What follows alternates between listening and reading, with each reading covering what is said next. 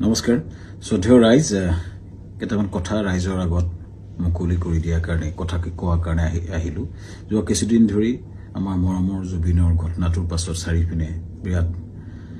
ৰাইজ দুখত নিয়মান হৈছে আমাৰো কাৰণে আমাৰ বুকুৰ আপোন মুৰতি একেলগৰ ফিলছফাৰ ফ্ৰেণ্ড গাইড মানুহজনৰ ঢুকোৱাৰ পাছত আমি খুব নিয়মান অৱস্থাত আছো আৰু কিছুমান কথা ক'বলৈ ওলাই আহিছো কাৰণ ইমান বেছি ভুৱা কিছুমান কেম্পেইন হোৱাৰ কাৰণে আমি কথাখিনি ক'ব চেষ্টা কৰিছো শ্ৰদ্ধেয় ৰাইজ মই গুৱাহাটীলৈ যোৱাৰ কথা আছিল আজি কিন্তু ইমানেই বেছি মোলৈ মেছেজ আহিছে আহিলে মাৰিম কাটিম প্ৰায় কেইবা হাজাৰ মেছেজ আহিছে যে গুৱাহাটীলৈ গ'লে কাটিম বুলি সেই প্ৰেক্ষাপটত যাব পৰা নাই সেই সময়ত খুব মন আছিলে গৰিমাৰ ওচৰত থিয় দিয়া মোৰ পৰিয়ালৰ নিচিনা মোৰ ভগ্নী গৰিমা বা দলটোৰ লগত এই ঘটনাটোৰ পিছত থিয় দিব পৰা নাই কিন্তু কিয় পৰা নাই ৰাইজ গম পাইছে কাৰণ আমাক থ্ৰেটনিং কৰা হৈছে কিন্তু আসলতে জুবিন গাৰ্গক মৃত্যুত আমি দুখী নেকি এই কথাখিনি খুব কিছুদিন ধৰি ছ'চিয়েল মিডিয়াত কিছুমান ব্যক্তিয়ে টিআৰপিৰ আশাত মামাকে দুখী সজাই কেংগেৰু কাউট পাতি যে নিজৰ ডিগ্ৰী দিলে কিন্তু আচলতে কথাটো কি জুবিন গাৰ্গক আমি কিয় মাতি আনিছিলো শ্ৰদ্ধা ৰাইজ আমি যেটো নৰ্থ ইষ্ট ফেষ্টিভেল ডিল কৰো হেতু উত্তৰ পূবৰ বিভিন্ন সংস্কৃতি বা খাদ্য বা পৰ্যটনৰ প্ৰসাৰ কৰা হয় প্ৰথম 2013 চনত পাতোতে আমি জুবিন গাৰ্গৰ লগতে কথা পাতিছিলো তেখেতেই আমাৰ ব্ৰেণ্ড এম্বাসেডৰ হিচাপে গাইড কৰিছে যে মই সংযুক্ত থাকিম অনুষ্ঠানটো আমি একেলগে কৰিম টিভিত বা বিভিন্ন মিডিয়াত তেওঁ বহুবাৰ কৈছে যে শ্যামকানুৰ সৈতে মিলি আমি নৰ্থ ইষ্ট ফেষ্টিভেল পাতো দিল্লীত বা বিশ্বৰ বিভিন্ন ঠাইত তেওঁ নিজে ইয়াত সংপৃক্ত আছে বুলি বহু ভিডিঅ' আছে মই আপোনালোকক জনাম দেখুৱাম এই ব্যক্তিজন আমি যেতিয়া বাহিৰত অনুষ্ঠান যতে কৰো আমি তেখেতৰ পৰা আলোচনা কৰো আৰু যেহেতু আমাৰ ব্ৰাণ্ড এম্বাসেডৰ আৰু যেতিয়া আমি বিদেশত কৰিলো দুইবাৰ তেওঁ বেংককত গৈছিলে আৰু এইবাৰো যেতিয়া আমি ছিংগাপুৰত কৰিবলৈ গলো তেখেতক আমি কলো যে ছিংগাপুৰত কৰিব বিচাৰিছো সো আমি কলো এনেকৈ কৰিব আমাৰ গোটেই প্ৰগ্ৰামটো এনেকুৱা হ'ব তেখেতক কলো যে তুমি যাবা নেকি তেখেতে ক'লে যাম মই যাম মোৰ লগত মোৰ ভাতৃ সন্দীপনক লৈ যাম আৰু মেনেজাৰ সিদ্ধাৰ্থ যাব আৰু আমাৰ শেখৰ যাব সো এনেকৈ ক'লে কোৱাৰ পাছত আমি পিছত আৰু গৰাকী সংগীত শিল্পীও আহিলে সো কোৱাৰ পিছত আমি আয়োজন কৰা প্ৰক্ৰিয়া আৰম্ভ কৰিলো আৰু প্ৰথম কথা শ্ৰদ্ধেয় ৰাইজ জুবিন গাৰ্গক মতাটো পাপ নহয় উত্তৰ পূৰ্ব আটাইতকৈ ডাঙৰ অনুষ্ঠান নৰ্থ ইষ্ট ইণ্ডিয়া ফেষ্টিভেলত উত্তৰ পূৰ্ব আটাইতকৈ ডাঙৰ যিজন সংগীত শিল্পী তেখেতক নিমন্ত্ৰণ কৰাটো যিহেতু আমাৰ ব্ৰেণ্ড এম্বাসেডৰো হয় আমাৰ লগত সংপৃক্ত হয় আৰু তেখেতক মতাটো পাপ কৰা নাছিলো এটো আমাৰ দায়িত্ব আছিল তেখেতক নিমন্ত্ৰণ কৰাটো তেখেত কিয় 17 তাৰিখে আহিলে এটো প্ৰশ্ন হৈছে তাৰ আগতে সুস্থ দেহাৰে আহিছে বুলি বহুতে লিখিছে কিন্তু তাৰ দুদিনমান আগতে তেখেতে আমাৰ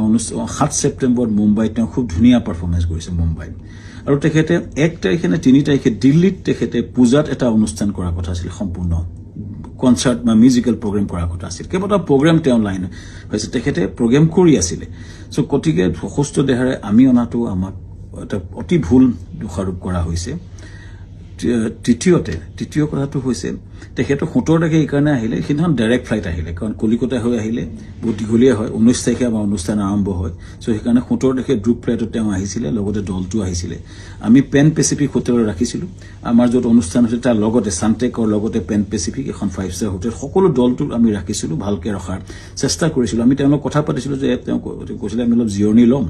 আৰু 20 তাৰিখে 19 তাৰিখে তেওঁ আৰম্ভণি অনুষ্ঠানত তেওঁ থাকিব আৰু 20 তাৰিখে তেওঁ দুটামান গান গাব ভূপেন হাজৰিকাৰ এটা ট্ৰিবিউট দিব এইটো আলোচনা আমাৰ হৈছিল পিছৰ 18 তাৰিখে দিনাখন 19 তাৰিখে আমাৰ অনুষ্ঠান আছিল 18 তাৰিখৰ দিনাখন আমি তেখেতক খবৰ কৰিতে শুই আছিল আমাৰ বহুত বিভিন্ন উত্তৰ পূৰ্ব মানুহ আছিল তেওঁৰ লগত তেওঁ ভায়েক আছিল আৰু তেওঁ সিদ্ধাৰ্থ আছিল মেনেজাৰ আৰু দল আছিল 19 তাৰিখৰ দিনা ঘটনাটো ঘটিলে যেতিয়া আমাৰ সেইদিনাখন উত্তৰ পূৰ্বৰ বিভিন্ন মন্ত্ৰী বিষয়াৰ লগত আমাৰ এখন মিটিং চলি আছিল উদ্যমী সকলৰ লগত ছিংগাপুৰৰ মিটিং চলি আছিল যাতে আমি ৰাতিপুৱাই গৈছিলো তেতিয়া এই জাহাজৰ ঘটনাটো কথা মোক সিদ্ধাৰ্থ শৰ্মাই ফোন কৰিছিল 3:30 বজাত আমাৰ মিটিং আৰম্ভ হৈছিল 12:30 বজাত সো 11:30 মানতে মই সাংগ্ৰিলা হোটেলত গৈছিলো আৰু তাত 3:30 মান বজাত আমি গম পাইছিলো যে এনেকুৱা ঘটনা এটা ঘটিছে সিদ্ধাৰ্থ ফোন কৰিছিল কোড ঘটিছে কেনেকৈ ঘটিছে আমি একো গম পোৱা নাছিলো লগে লগে বহুখিনি তাকে লৈ ফোন আহিছিল কিন্তু মই উত্তৰ দিব পৰা নাছিলো আসলতে ইমান ডাঙৰ ঘটনাটো আমাৰ মৰমৰ বুকুৰ আপোন মানুহজন এনেকুৱা ঘটনা ঘটিছে কথাটো আমাৰ কাৰণে এটা থটমটৰ নিচিনা হ'ল আৰু লগে লগে আমি দুটা ভাষাৰ লগত কথা পাতি তালৈ গলো আৰু ঘটনাটো হ'ল আৰু এই ঘটনাটোৱে সকলোকে মুখৰে মাত নাইকিয়া কৰিলে আৰু গম পাই লগলে আমাৰ অনুষ্ঠানটো বাতিল কৰা বুলি আমাৰ হাই কমিছনে নিজস্বভাৱে ঘোষণা কৰিলে আৰু অনুষ্ঠান তাতে বাতিল কৰা হ'ল তাৰ পিছতো কোনবাই উলিয়াইছে আমি প্ৰগ্ৰাম কৰি আছিলো বুলি কিন্তু আসলতে আমাৰ ভাৰতৰ ৰাষ্ট্ৰীয় দূতে এটো ডিক্লেয়াৰ কৰিছিলে অনুষ্ঠানটো সম্পূৰ্ণ বাতিল কৰা হৈছিলে আৰু সেইটো পিছতো আমি টিমটোৰ লগত লাগি কেনেকে আমাৰ পাৰ্থিৱ শৰীৰটো গুৱাহাটীলৈ পঠাব পাৰি তাৰ লগত মই কাম কৰিছিলো সিদ্ধাৰ্থ লগত আমাৰ মগত আমাকে যাবলৈ দিয়া হৈছিলে সিদ্ধাৰ্থ আৰু সন্দীপন শেখৰৰ লগত আৰু তাৰ পিছতে কেম্পেইনটা আৰম্ভ হ'ল আমাৰ বিপক্ষে হেনা মই কৈ আছিলো যে মগলৈ যাওঁ বুলি কোনবাই হেতু মদ খাবলৈ যাওঁ বুলি এটা কেম্পেইন কৰিলে কোনবাই ক'লে যে শ্যামকান্ত মহন্তক মানে ধৰি হত্যা কৰিব লাগে এনেকুৱা ধৰণৰ কেম্পেইন আৰম্ভ হ'ল আৰু এটা ভয়ানক আমাৰ বিপক্ষে এটা কেম্পেইন শ্ৰদ্ধা ৰাইজ এটাই মই ক'ব খুজিছো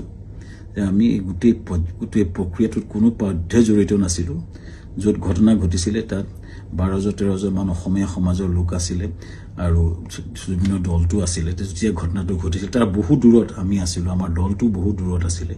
সো আমাক দোষাৰোপ কৰি এই প্ৰক্ৰিয়াটো কিয় কৰা হৈছে কেজমান ব্যক্তিয়ে ইচ্ছা কৰি এটা ডাঙৰ কেম্পেইন কৰি পেলাই আমাক বদনাম কৰাৰ বা হত্যা কৰাৰ প্ৰক্ৰিয়া যেটো কৰিছে শ্ৰদ্ধেয় ৰাইজ তাৰ এটা ন্যায় বিচাৰিছো এতিয়া এসআইটি হৈছে আমি খুব আদৰণীজনক যি প্ৰশ্ন হয় উত্তৰ দিব বিচাৰিছো কাৰণ আমাৰ ফালৰ পৰা আমি ক'বলগীয়া কথাখিনি আমি কম আমি আদৰণি জনাইছো সঠিক তদন্ত হোক কিন্তু এই যেটো ঘটনা ঘটিছিলে জাহাজখনত বহু দূৰত আমি আছিলো আৰু আমাক এই ঘটনাটো সময়ত এই যিজন ব্যক্তি আছে তেওঁলোকে তাৰ কথা ক'ব পাৰিব কিন্তু আমাক এই ঘটনাটো সময়ত আমাক সম্পৰ্কে কোৱা আমাৰ একচুয়ালি আমি নাজানিছিলো কিন্তু এটা কথা হয় এই যেটো ঘটনা হ'ল এই ঘটনাটো আমাক সম্পূৰ্ণৰূপে বিধ্বস্ত কৰিছে আমাৰ জুবিন গাৰ্গ আমাৰ কাৰণে আছিলে সাহস জুবিন গাৰ্গ আমাৰ আছিলে ব্ৰেণ্ড এম্বাসেডৰ জুবিন গাৰ্গ আমাৰ অনুষ্ঠানটোৰ মূল হৃদপিণ্ড আছিলে হৃদপিণ্ডজন যোৱাৰ পাছত আমাৰ যি অৱস্থা হৈছে গোটেই দলটোৰ আমাৰ গোটেই বিধ্বস্ত অৱস্থা আমাৰ সকলোৰে আৰু ইয়াৰ পাছত যেটো আক্ৰমণ হৈছে আমাৰ পৰিয়ালৰ ওপৰতো আক্ৰমণ হৈছে ফেক ভিডিঅ ওলাইছে ফেক ফোন কল ভাইৰেল হৈছে ইমান জুবিন গাৰ্গে এই অনুষ্ঠানটো নিজৰ বুলি আগুৱাই লৈ গৈছিল তেওঁ অনুষ্ঠানটোৰ গুৰুত্বটো বুজি পেলাই নিজকে আগুৱাই লৈছিল আৰু সেইজন ব্যক্তিৰ স্মৃতিত আমি বহু কৰিবলগীয়া আছে কিবা যদি জীৱনত কৰিব বিচাৰো জুবিনৰ স্মৃতিত নিশ্চিতভাৱে কৰিব বিচাৰিম কিন্তু এই যেটো অন্যায় হৈছে যেটো মিছা অপবাদ দিছে ন্যায় হোক চৰকাৰক বিচাৰিছো ন্যায় হোক আৰু আমিও ন্যায়ালয়ত যাব লাগিব আমাক দেখত আইন বুলি এটা বস্তু আছে যে মিছা অপবাদত আমাক যেটো কৰা হৈছে বা নিজৰ ঘৰলৈ যাব নোৱাৰা অৱস্থা হৈছে আমি নিশ্চিতভাৱে কিছুমান মানুহ উচতনি দি যেটো কৰিছে আমি ন্যায়ালয়ক নিশ্চিতভাৱে ক'ব লাগিব যে আমাক ন্যায় দিয়ক সুৰক্ষা দিয়ক আৰু ৰাইজৰ পৰা ন্যায় বিচাৰিছো চৰকাৰৰ পৰা ন্যায় বিচাৰিছো আৰু জুবিনৰ আমাৰ মহান শিল্পী আমাৰ মৰমৰ বুকুৰ আপোন মানুহজনৰ আত্মাই চিৰ শান্তি পাওক ৰাইজৰ পৰা আশীৰ্বাদ বিচাৰিছো ন্যায় বিচাৰিছো ধন্যবাদ